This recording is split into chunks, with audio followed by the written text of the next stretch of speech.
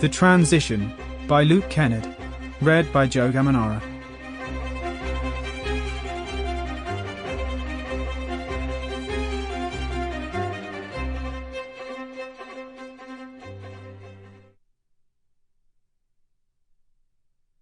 One. Whenever Carl Temperley felt that he couldn't endure another moment, he would imagine that he had just run over and killed a child.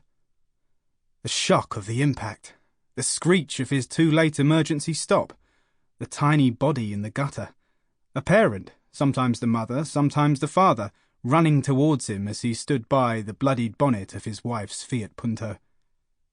This imagined, he returned to his real world and its trivial sorrows with relief and gratitude. "Your marital status notwithstanding," the notary public was saying. Lately, though, facing 15 months in jail for fraud and a tax infraction, he still couldn't quite fathom neither what he had done or neglected to do, nor how exactly he had accomplished or overlooked it. He found himself spending longer and longer at his inner roadside.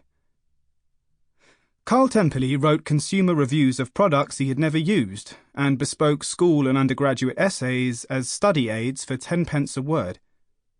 It was a lowly portfolio career, but such was his determination to do something literary with his education. He had read English and taken a master's degree in the metaphysical poets. It had cost him £78,000, an amount which seemed impossible, and therefore easy to ignore.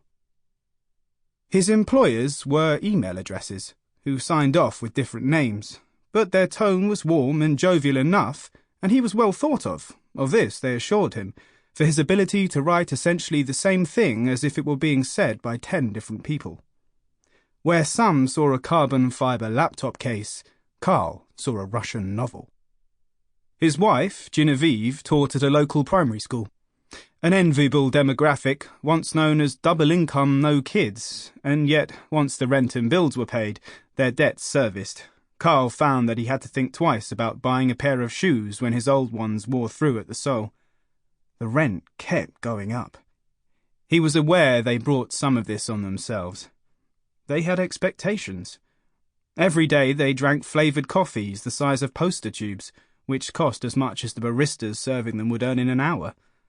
They loaded supermarket trolleys with snacks and treats which could largely be consumed on the way home.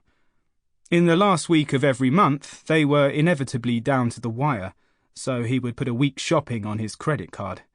Then a return train fare, the pair of shoes he needed, a birthday present for Genevieve, dinner. The bank was happy to increase his credit limit, increase it again, and instead of increasing it a third time, to offer him a temporary loan to consolidate his debt, so that the double-capacity credit card went back to a tantalising £0.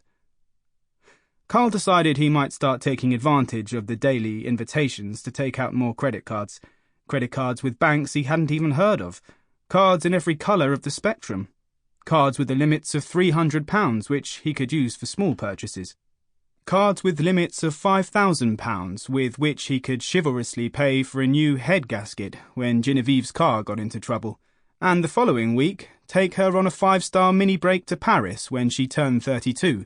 Her 30th had been marred by a minor psychotic episode, and her 31st was not much better, so he felt the need to compensate. Finally, there was one beautiful, transparent credit card which shimmered like a puddle of petrol and had a limit of £11,000. He used it to pay off some of the smaller credit cards and make the minimum monthly payment on the middle-sized ones. Whenever this one needed servicing, he would take out another bantamweight card or a short-term advance. Genevieve knew nothing of his 17-card private Ponzi scheme. As far as she could see, both she and Carl worked damn hard all week, then collapsed, exhausted, and spent all weekend either asleep or streaming complete seasons of American dramas to get back to full strength. Whenever they had some time off, they both came down with head colds. It never occurred to her that they might be living beyond their means, and it took 3 years for Carl to finally max out his most copious line of credit, the rat queen of his nest of cards. Sample complete. Ready to continue?